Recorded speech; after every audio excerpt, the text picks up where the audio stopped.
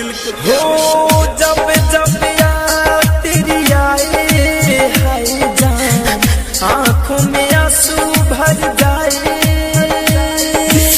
जब जब याद तेरी आए आँखों में आंसू भर जाए। कैसे बताऊं तुझे समझाऊं, ना कभी दिल से तुझे भुलाता। आंसू से भर गया जाम रे, कैसे भुलाऊं तेरा नाम रे जाने मन। आंसू से भर गया जाम रे, कैसे भुलाऊं तेरा नाम रे। जब जब याद तेरी आए जाने मन, आंखों में आंसू भर जाए।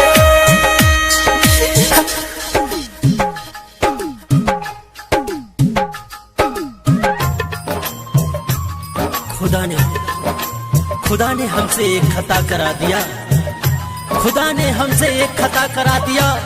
मुझे सलीम को तुझे अनारकली बना दिया। कहा कि जाओ ए मेरे अजीजो, जन्नत में प्यार का गुलशन खिलाना।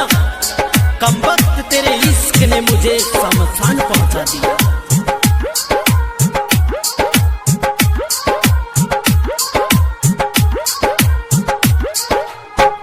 कैसे भुलाऊं तेरी अदाएं, शाम सहरे अब तेरी आए।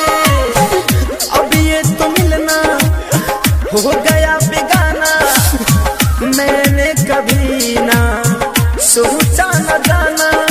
याद को तेरी भूल न पाए, जीना हुआ मुश्किल, मिले ना यार बसा मेरे। कैसे भुलाऊं तेरा नाम मेरे जान, आंसू से भर गया जाम रे। कैसे भुलाऊं तेरा नाम मेरे।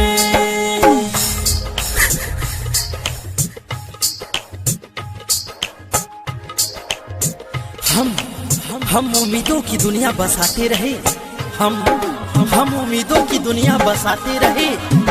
वो पल पल हमें आजमाते रहे। जब मोहब्बत में मरने का वक्त आया, जब मोहब्बत में मरने का वक्त आया, हम मर ही गए।